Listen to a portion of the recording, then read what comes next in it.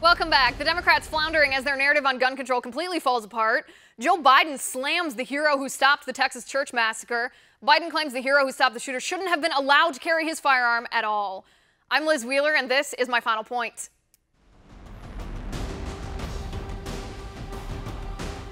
Okay, so whenever a Democrat and a conservative debate gun control, Democrats immediately regurgitate this talking point, that they just want common sense measures to fight gun violence. They don't want to take people's guns away, they say. Nonsense. Do not believe Democrats when they peddle that garbage, because this is Joe Biden claiming that the hero who stopped the Sutherland Springs, Texas shooting shouldn't be allowed to own that gun. So with the tragedy that just happened in Texas, my question is, how do you justify the Democratic view on gun control when the shooter was stopped by a man who was legally licensed to carry a gun? Well, first of all, the kind of gun being carried, he shouldn't be carrying. Assault weapons are.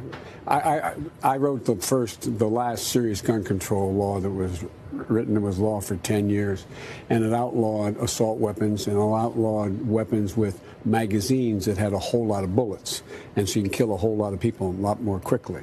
Number one. Number two, it's just rational to say certain people shouldn't have guns. Now, the fact that some people with guns are legally able to acquire a gun and they turn out to be crazy after the fact, that's life. There's nothing you can do about that. But we can save a lot of lives, and we've stopped tens of thousands of people from getting guns who shouldn't have guns.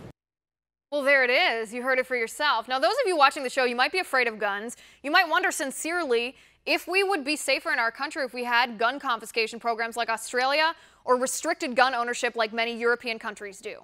The answer to that is no, we wouldn't be safer, and statistics in our own country prove that. Firearms are used here 80 times more often to save a life than to take a life. 3 out of 5 convicted felons say they wouldn't mess with an armed victim. The cities in the United States with the harshest gun control laws have the highest rates of gun crime, and all but 2 of the mass shootings in the past 50 years have been committed in gun-free zones, where mass shooters know their victims are sitting ducks. So how do you justify the Democratic view on gun control when the shooter was stopped by a man who was legally licensed to carry a gun? The Democrats' answer, according to Joe Biden, is to take away the gun from the good guy. That leaves just the bad guy with a gun. Does that sound like common sense to you? I think not. According to the FBI, in 2014, 11,961 people were murdered in our country. 8,000 of those murders were committed with a firearm. 5,500 of those murders were committed with a handgun.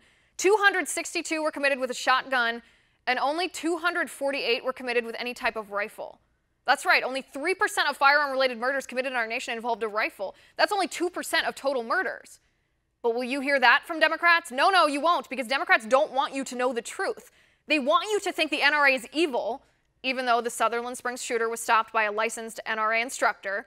Democrats and Joe Biden want to ban rifles like the AR-15 because it looks scary.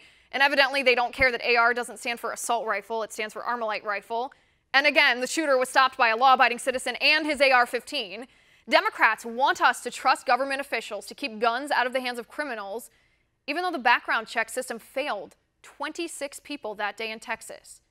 But Joe Biden and the Democrats can't justify their position on gun control because it's unjustifiable. They'd rather leave bad guys with guns and take away guns from the good guys. And that's my final point. You can reach me on Twitter at Liz_Wheeler.